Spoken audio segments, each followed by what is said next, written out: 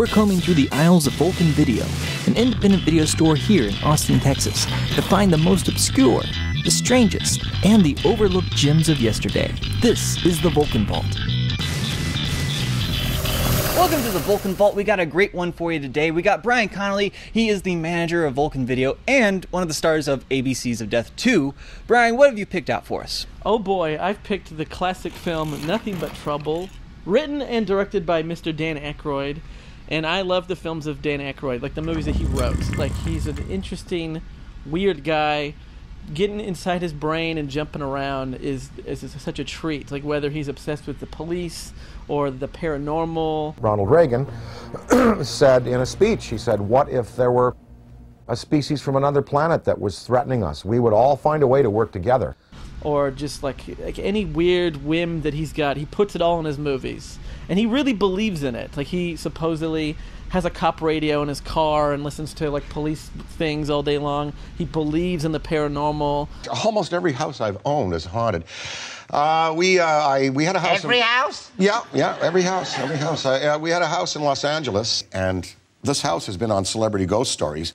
And the supernatural and just like UFOs and ghosts, like, it's real to him. So to him, Ghostbusters is real. And so Nothing But Trouble, I would like to think it's real to him. Because it's the craziest movie ever. Like, it is probably the craziest thing he's ever made, and one of the craziest things anyone's ever made, and it's probably why he was never allowed to direct any other movie other than this, because it was just too much. It was too ahead of its time. How about a nice Hawaiian punch?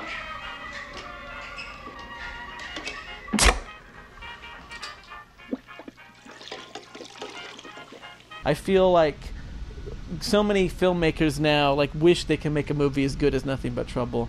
So the plot is pretty standard. You have Chevy Chase and Demi Moore just kind of going on a road trip, kind of driving away, and they run into, the backwoods crazy people. But the Dan Aykroyd version of Backwoods Crazy People is a little different than like a Texas Chainsaw Massacre. You have John Candy in a dual role as a cop and as a lady. You have Dan Aykroyd as a gross old man. There's gratuitous hot dog eating. There's a really gross scene where them at a table and there's a train and they're all eating just hot dogs. This is true terrifying stuff.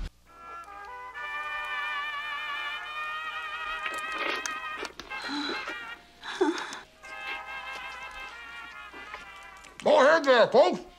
Pick yourself up a couple of dogs. There's big babies in it. And any movie with a big baby is good. There's not a single bad movie with a big baby. If you have a big baby in your movie, then your movie is gold. Like that, you're going to go a long way with that. There's a roller coaster that grinds bodies up and spews their bones out. You get Puffy Baldwin in this one. My favorite of the lesser Baldwins is Puffy Baldwin. Hey, I don't want you. I want Judge Wapner. And I think it's maybe the finest Tupac role. Because Digital Underground shows up in this movie, because why not? It's a horror film written by Dan Aykroyd. You got to throw some Digital Underground in there. So the only horror film with Humpty Hump in it, and they do a song, and like I said, it's like this must have been this whatever Dan Aykroyd was into at the time. He was like, I like that Digital Underground. Put that in the movie. He wasn't into blues at this time. He's into Digital Underground. Like whatever Dan Aykroyd wants, he gets.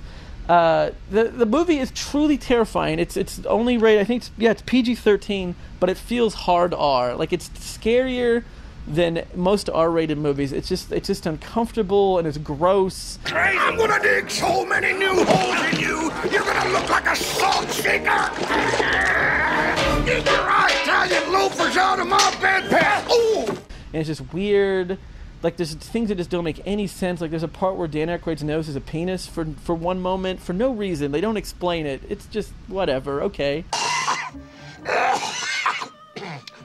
It's just, just kind of scummy, kind of gross feel to it. And I feel like Rob Zombie really owes a lot to this movie. If you look at the art of Robert Zombie, especially House of a Thousand Corpses, has a lot that I feel was in this movie first.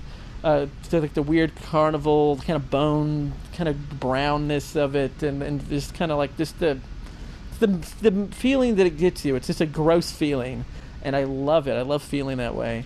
I watched it the other day twice in a row. I was like, I'm gonna watch that movie again. Like, oh yeah, that movie's great. Let's watch it again. And it did boom, boom. And it's short enough that you can watch it twice. So everyone should just watch it two times on Halloween, and then eat candy, and that'll be like the perfect Halloween time. Now, this didn't get a lot of respect, especially when it came out. I think it was considered a bomb. Yeah. And it seems like people haven't really picked it up since its release. Why do you think that is? I think because people heard it was a bomb, either they just wrote it off, didn't see it. I think people gave up on Dan Aykroyd at this point in a way. If it's an ambulance, you got a chance. But then a hearse got to be worse. Okay. They were like, he's just, I don't know, he's not funny anymore. It's like, that's not true. This movie is great. And it truly didn't get any respect. Like, the DVD's full screen. You can't even get a widescreen version. So Criterion, if you're out there, widescreen, nothing but trouble, Aykroyd commentary. Let's do this. But it's just like, I feel it gets like a fine wine. This movie just gets better every year. And it's just weird. It's still so weird and unique and just such an odd, just insane movie. Like, what is Dan Aykroyd doing? Like, what's in his brain? This is just, it's just like uncomfortable to see what he thinks about, what he thinks is funny, what he thinks is scary. Excuse me, coming through? Sorry. Is really funny and really scary. So I don't know. I think that people really need to give this another chance, as they should any Dan Aykroyd written movie. They're all good. Dragnet. I will even stand by Blues Brothers 2000. Like, I will arm wrestle someone. That movie's great. Coneheads. Like Blues Brothers, both Ghostbusters. Like, Spies Like Us. Like, they're all really weird, great, interesting, unique movies. I think the best of any movies written by anyone from Saturday Night Live, for sure. Excellent. All right, so the pick for today is Nothing But Trouble. Bryan, thanks so much. Thank you.